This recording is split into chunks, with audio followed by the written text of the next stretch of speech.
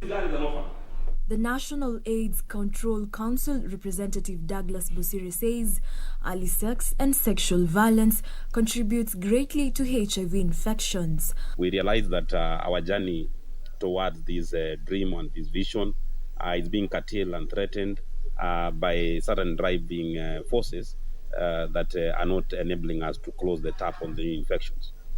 One is early sexual debut among young girls, and issue of sexual gender-based violence.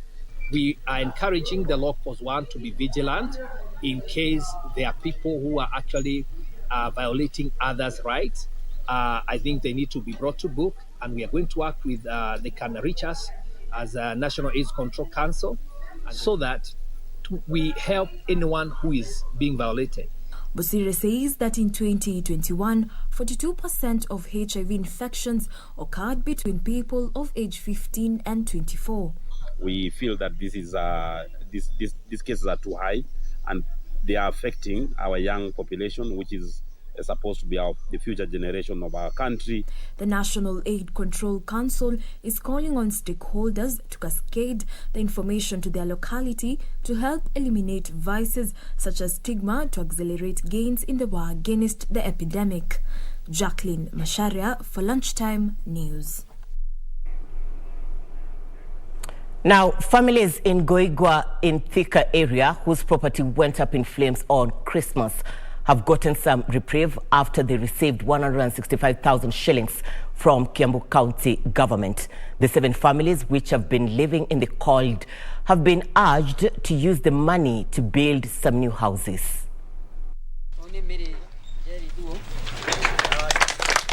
Thika Town MCA Andrew Kimani asked the families to use the money to start small businesses. Tunauliza wenye wamebarikiwa na mali na wenye ni wa roho safi, juu kupeana sio mali, kupeana ni roho. Wenye wako na roho ya kusaidia hawa watu waniambie niweze kuwaleta kwa hawa watu, ili mwenye ataweza kuwasaidia na 5,000, 10,000, 20,000 ndio hawa watu wangu waweze kurudi kwa laini yao ya maisha. The 7 families lost their belongings after their houses were destroyed by fire last Christmas and have been depending on well-wishers for survival. Mary Njeri and Samuel Bamaguru, who spoke on behalf of the other victims, thanked the MCA and neighbors who have been helping them with food and accommodation, saying they are yet to come to terms with the mysterious inferno that burnt their properties into ashes. Wenyewe ni vitu mingi zilichomeka za pesa mingi. Sasa kutoka hapo, kwa sababu hakuna kitu tulisave hata nini, tunasaidiwa na good neighbors wenye wako around, na sasa saa hii ndio tumemwona mheshimiwa wetu hapa Mr. Andrew ndio ametukumbuka mara yetu ya kwanza. Hakuna mtu mwingine tushawaiona kutoka hapo. Mimi maana niko kwa wenyewe. Sasa mimi nijipange vile nitafanya. Mimi nataka nikuwe Mungu anisaidie mimi nirudi mahali nilikuwa kwangu. They said now with the help of the county government, their lives will get back to normal and their children will also go back to school to resume their studies. Beatrice Gatonyingetich, Lunchtime News. The government has been urged to come up with a mechanism of curbing the increasing incidents of murder and suicide among police officers. John Arile, a retired police officer, said there was need for the National Police Service to monitor officers on a regular basis in order to keep their welfare and mental health in check. It was a rare ceremony for the residents of Kusolol in Chepariria, West Pokot County. The residents mingled with serving and retired police officers in song and dance to celebrate the homecoming of retired police officer John Arile after being in service for 42 years.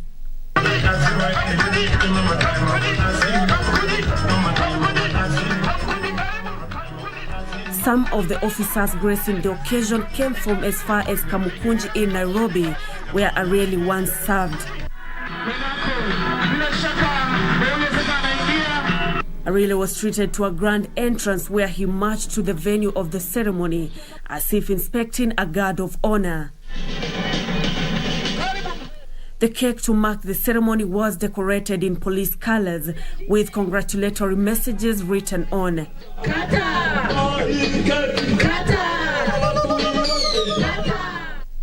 Arile expressed concern over the increase in cases of murder and suicide among police officers in the country and stressed the need for action. He said that it was time for the National Police Service to pay keen attention to the officers' welfare and ensure proper communication between police bosses and their juniors. Unaweza kupika transfer kama northeastern, tuseme huko Nairobi na pengine huko na watoto wako wa shule. Ukipigwa transfer hakuna mtu anajali. Ukisema wacha nifanye watoto kwanza ni transfer waende shule ya nyumbani, unaambiwa hakuna. Naambiwa mpaka uende. Sasa vitu kama hizo ndio unaona hao vijana wetu siku hizi wanakinyonga, wanacommit suicide. Basi tutunge kazi yetu na tutunge nchi yetu ya Kenya. Hiyo tu kwa askari wenzangu. Sioni kama iko shida nyingine. Unajua kazi yetu hata ukifanya mzuri raia wewe sema umefanya kazi mzuri. Sasa ni kungangana tu. Ile atasema umesaidia sawa. Usiposema sawa tu. And as curtains fall on his 42 years in service, Arile says he will use his vast experience in service to mentor young police officers.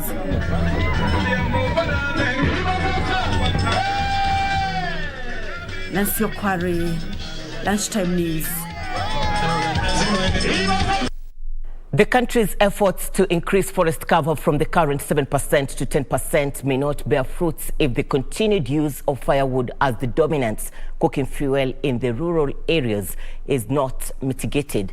Of late, clean cooking has become a reliable entrepreneurial venture for many Juakali artisans and innovators who are making modern stoves that use briquettes as an alternative to fossil fuels. But as Wycliffe Okech reports now, lack of funding and awareness by the public has hindered mass production of such stoves. Statistics from the Ministry of Energy as at 2021 indicate that 90% of Kenya's rural households still use firewood as the dominant cooking fuel. In Kisumu County, 49.6% of rural households use firewood, 22.2% use charcoal, while 7.8% use paraffin. Mostly huko nyumbani tunatumia kuni. Kuna misitu zingine hapo kando kando ya bahari huko. Sasa tunaingia hapo na kutafuta kuni na tunakuja kupikia. Firewood, yes, like this, it has a lot of effects, like the problem of blood. We are being told that after using it, we are supposed to drink a lot of milk. The continued use of such fossil fuels is not only detrimental from the health perspective, but also impedes the country's efforts to increase forest cover from the current 7% to 10%, which is one of the ways to mitigate climate change. We have looked too much into lighting, but we're not looking much into the cooking methods. Because if you're like an authority like the Rural Electrification Authority, you realize that they are looking too much into how they can, light up, provide clean, affordable, sustainable energy. But mostly it's usually on the lighting perspective, but you're not looking at the cooking perspective. So as we move forward, I think as much as we're looking into the lighting, also the government should see how we can also look into the cooking perspective of it. Consequently, Juakali artisans and innovators across the country have come up with an innovation meant to cut on fossil fuel usage. Alex Odundo, the proprietor of Olex Techno Enterprises in Kisumu, is one of such innovators. He makes modern stoves that use briquettes for fuel instead of charcoal. This device here is a kind of stove that is helping our people to burn on non-carbonized briquettes. Non-carbonized briquettes is known as is a product that is made out of waste. But for some time it has been used in boilers most of the times. But then we were trying to find a way of making it something that can be used by small users, like domestic in domestic usage or hotels or in schools.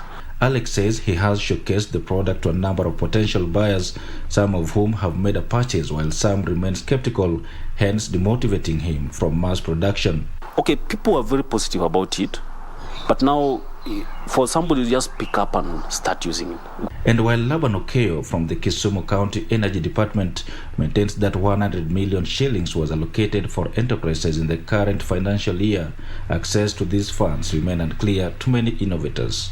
We do encourage the entrepreneurs in the clean cooking sector. Yeah, we inform them about the funding. We tell them to get organized so that they can access the funding. It is not limited to a specific type of enterprise. Recently, the Kisumu Water and Sanitation Company raised concerns over a decrease in water levels in River Kibos due to climate change, thus affecting water supply in the county. This is enough evidence that continued use of fossil fuels hinders efforts to mitigate climate change, with both levels of government challenged to adopt more precise policies and strategies to curtail the trend. The adoption of modern cooking stoves is one of the ways that both levels of government can adopt to phase out the use of fossil fuels. This should include funding the Juakali artisans to produce such stoves in large numbers and also conduct sensitization campaigns in the rural areas to increase uptake. Wycliffe Okech reporting for Channel 1. Good to have you, Okech. Now, to other matters. A young woman in Wamita village, Gatundu South, is appealing to well-wishers to help her raise 2 million shillings to enable her undergo medical treatment in India. Annabel Mudhoni suffers from multi-level cervical spondylodiscopathy, or otherwise known as arthritis of the spine. She says the condition has significantly impeded her mobility and is unable to do even the simplest of chores. For 5 years, Annabel Mudhoni Wanyoike has been dependent on her family for almost everything. She can neither walk nor move around the house like she used to as a teenager. Annabel's spine has been rendered ineffective by arthritis. Nilianza tu kuumwa na mgongo, venye mtu huanza tu kuumwa na mgongo ama kugonjeka, na ikafika wakati nikashindwa kutembea in 2017. She says what began as a harmless neck pain and numbness in her left arm has turned out to be her biggest nightmare. Nilianza condition kuumwa na mkono hii ya left, na ikakuwa weak such that hata saa siwezi kushika kitu. And therefore sasa nikaambiwa niko na maji ambayo imejiform hapo kwa the spinal cord, na nikaambiwa tu inaweza tu kutolewa na surgery, na pia kulikuwa na lesion nyingine ilikuwa imedevelop, na nikafanyiwa hiyo operation. She needs some 2 million shillings to undergo treatment in India. She needs robotic physiotherapy and surgery to lead a normal life. Mimi nataka kuomba nyinyi mnatuangalia, kama nyinyi mnatusikiliza, mtusaidie ili tupate pesa ya kwenda kupeleka Annabel mpaka India na atibiwe, ndiye akuwe kama amesimama kama wasichana wale wengine. Well-wishers can send their donations to paybill number 247247, account number 0660174877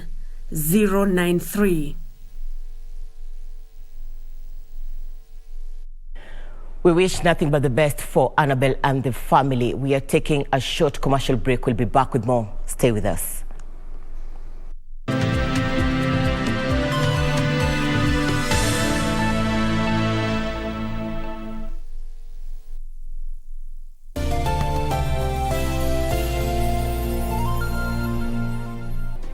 Do you have a news story to share with KBC? Get in touch swiftly on email news@kbc.co.ke or call 0723-892-654 or 0734-780-124.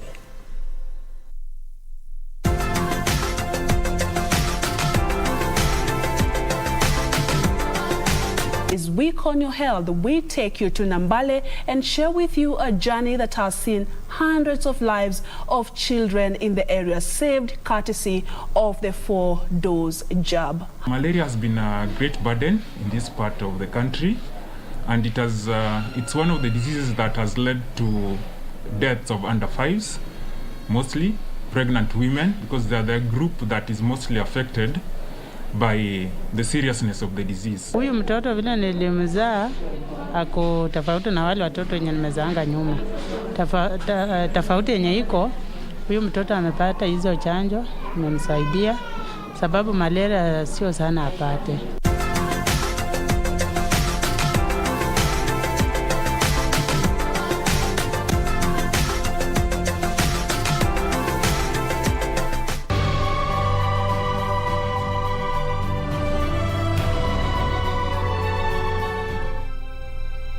Taking Isaac to Malaria, we'll sacrifice to the Lord.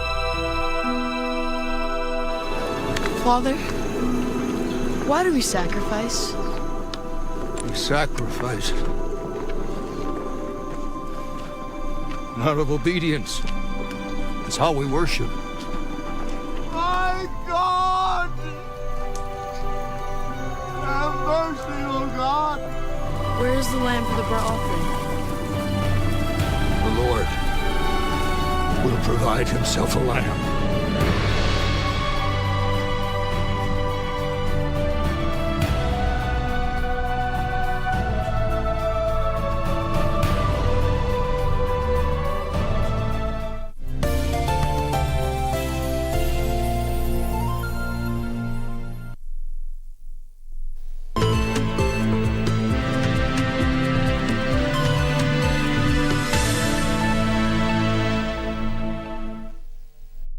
Thank you for staying with us. Continue texting us on our social media platforms at KBC Channel 1 on Facebook, YouTube, and Twitter.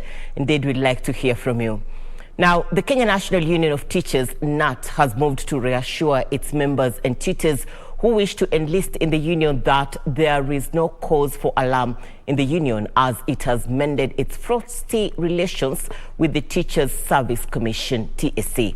NAT Secretary General Collins Oyu said the lost glory of the once giant Teachers Union is back, as thousands of teachers have rejoined the union in the ongoing recruitment drive aimed to register at least 150,000 new members. National membership of about 300,000 teachers, Kenya National Union of Teachers NAT faced massive exit of teachers who cited frustrations owing to the bad relationship between the union and the Employer Teacher Service Commission. The unions also were deepened by leadership wrangles that led to the exit of its Secretary General, Wilson Sosion. Well, it is true. We cannot hide that the membership of Kenya National Union of Teachers really went down drastically, especially when Kenya National Union of Teachers had an infighting with Teacher Service Commission. Speaking in Busia County, Kenya National Union of Teachers Secretary General Collins Oyu disclosed that the union had improved its working ties with the Teacher Service Commission. We can attest to the fact that members are back to the union, and we are really good to go. Last week alone, as I didn't mention earlier, I received over 26,000 applications for membership. That is not a small number in 1 week. I want you to imagine what we shall actually receive this week.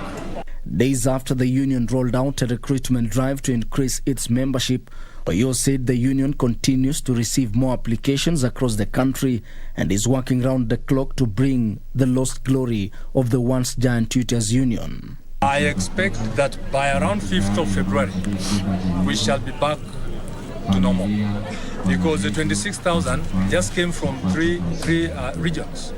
One region being a very small region, northeastern region, central region, and western region.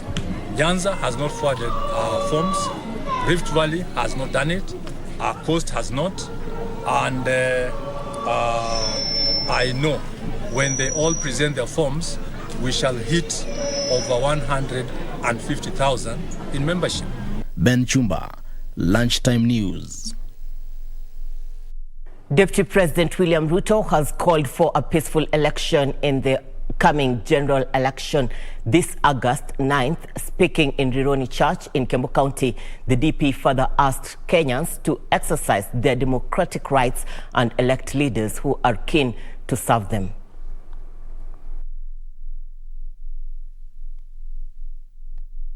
letu la Kenya ya kwamba tufanye uchaguzi wa amani, tuhakikishe ya kwamba kila mtu anapata nafasi ya huru na haki kuchagua yule mtu ambaye anamtaka bila ya kushurutishwa, kulazimishwa ama kusukumwa kwa njia yoyote, kwa sababu tunaamini ya kwamba vile Biblia inasema kura ndio inaamua mashindano, na kura zenu ndio itaamua, ndio tuweze kuendelea na kujenga taifa letu la Kenya.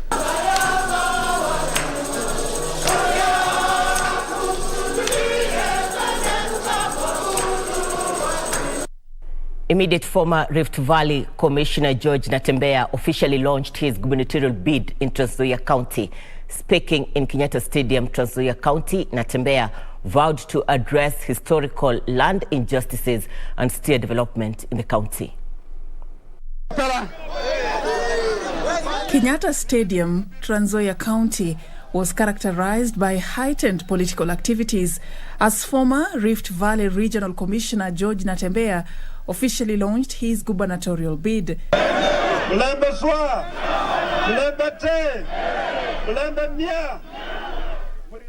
Natembeya, who was joined by a section of leaders allied to the Azimio la Umoja and the Democratic Action Party of Kenya, pledged to ensure all landowners in the county have title deeds. Napeana pledge yangu leo. Ukuwe na shamba kiasi gani, hata kama ni nusu point, hata kama ni chini ya point, lazima utakuwa na title deed yako. Elsewhere, a section of elders from the Kuria community in Migori County has accused Kuria West Member of Parliament Matthias Robi of disrespecting them for alleging that their recent endorsement of ODM leader Raila Odinga as their preferred presidential candidate is illegitimate. When Baba left Kuria, somebody somewhere wrote a statement that the elders who did the coronation were not legitimate. I want him to tell us the legitimate elders that he knows, because the elders cut across the 4 clans of Kuria, and we know them that Mzee so and so, Mzee so and so, Mzee so and so is an illegal and legitimate elder. The MP, who is allied to Deputy President's United Democratic Movement, had recently distanced himself with the elders' endorsement, claiming that the fate of the Kuria community will not be left in the hands of a few individuals. The person I saw yesterday moving around and a section of people endorsing him, that is a big lie. Raila's presidential bid has also received backing from a section of women in Kilifi allied to the Pan-African Alliance, the party associated with Kilifi Governor Amason Kingi. Led by former ambassador to Zambia, Sophie Kombe, they lauded Raila's efforts to bring peace in the country. Tuna msimamo na tunampenda kama rais wetu wa 2022, ndo atakuwa rais wetu wa 5 hapa Kenya. Lakini nawaambia kwa pwani, wakati wetu umefika. Ni sisi tujikubali kwamba sisi tuko wengi. Traders from Kiambu County have accused presidential aspirant Jimmy Wanjigi and Kiambu County ODM coordinator George Wanyugi of owing them over 300,000 shillings, which was meant to facilitate their transport and arrangement for a rally in Muranga. The traders further said that the meeting with Wanjigi in his Westlands office aborted as security officers lobbed tear gas at the gathering. Sisi tunataka kusema lazima watu wapewe haki yao. Sasa hapa kuko na watu wa matatu tulitafuta gari zao. Wiki ni 2 hazijalipwa. Wanjigi alipe hiyo pesa na tumempea 7 days. Kama hata kuwa amelipa hiyo pesa, tutachukua hatua ingine. Finally, a section of leaders from Kisii County has thrown its weight behind the Political Parties Amendment Act, saying it seeks to increase political democracy by allowing candidates to run on either coalition party tickets or individual parties. The law that has come into force, which was passed in Parliament recently and assented to the President, now gives a formula and a very clear criteria on how public funds that are given to political parties and support be shared out. For Lunchtime News, I'm Safin. Former Kipkelion Member of Parliament Margaret Langat has called on the government to erect a monument for cooperatives at Kipkelion town in Kericho County to signify where the foundation of the cooperative movement in the country was laid in 1909. Lumbwa Cooperative Society was the first to be registered in the country and across the region under the British laws. Langat also urged the National Museums of Kenya to develop Fort Tenan archaeological site where the species of the specimen Kenya Pithecus were first found by Louis Leakey in 1962. Unajua ile nyumba ya magunia pale tulikuwa tumeomba serikali i-reserve kama monument ya cooperatives katika Kenya ulimwengu mzima, because the first cooperative in the world ilikuwa hapa Kipchoria mamane, na tuliandika barua. Koros alikuwa clerk hapa anajua, tukapatiwa nafasi. We want to reserve it as a monument, alafu baadaye tutafuta nafasi ya kujenga college ambayo itakuwa inafunza cooperative management and development na courses zingine ambazo zinahusiana na hiyo.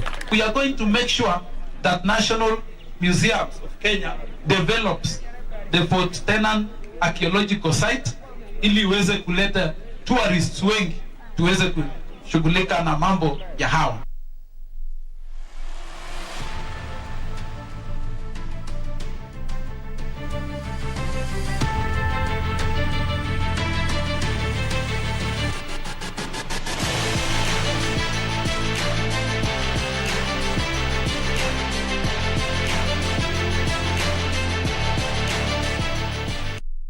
Time for us to do sports news. Brabant Swimming Club and USAU Dolphins Swim Club bagged the lion's share of medals on day 2 of the NCAA Swimming Championship held at McKinney School in the county of Nairobi. The 2-day event brought together 27 swimming clubs.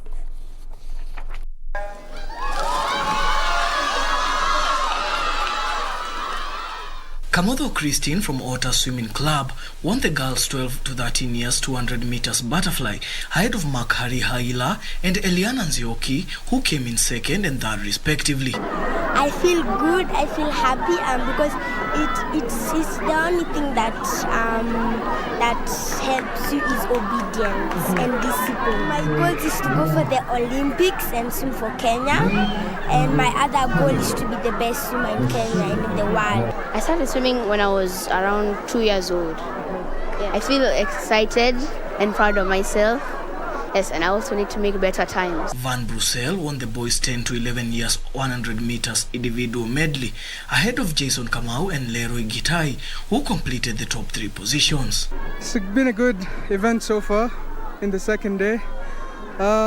Good to be back after, I think, more than 2 years out because of COVID. I'm sure it affected everyone. So it's good. I mean, came back this semester, got back into training, and not as good as we used to, but we're still trying. Not too far off from our usual events, but I mean, the work has shown, and we're slowly getting there. 27 teams took part in the NCAA Swimming Championship. Daniel Mwendwa, Sport.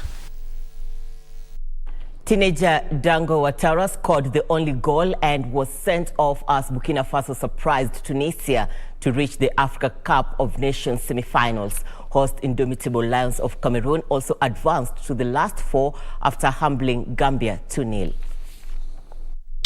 From underneath his nose, and here is Burkina Faso. Dako Ouattara ran on to Beati Toure's through ball, held off 2 defenders and cut inside before firing in. It's in the back of the net, look at that! Look at that! However, Ouattara was sent off in the 82nd minute for an elbow on Ali Malhoul. The Stallions, who have never won the tournament, will meet the winner of the semi-final tie between Terega Lions of Senegal and Equatorial Guinea. Elsewhere, host Indomitable Lions of Cameroon advanced the last 4 after trouncing Gambia 2-0. Toko Ekabi gave Cameroon the lead in the 50th minute, glancing it from Collins Fai's right-wing cross. Ekabi made it 2-0 7 minutes later after connecting a low delivery from Martin Hongla to ensure the indomitable Lions advanced to the semi-finals. Goal! Double up from Toko Ekambi.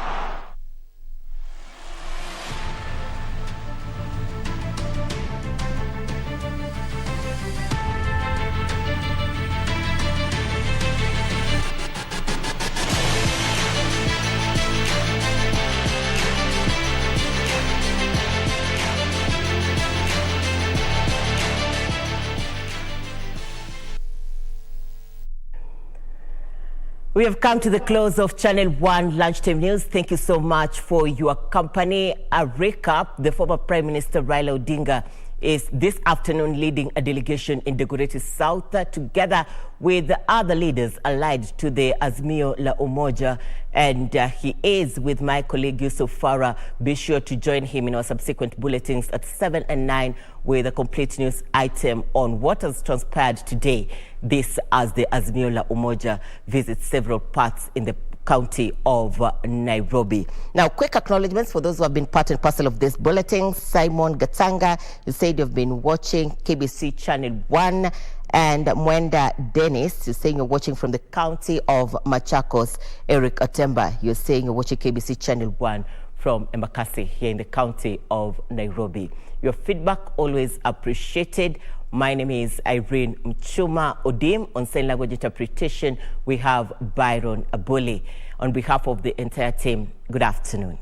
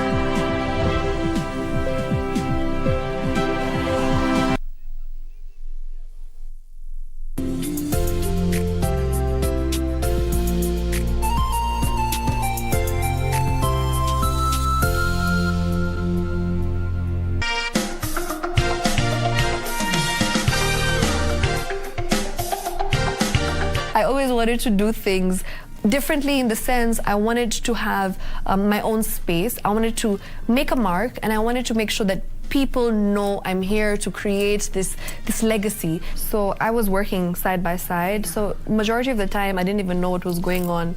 My mom, she was the one who was losing her mind. Yeah. I was being very calm. Yeah. And I was literally just, on the sidelines, enjoying everything and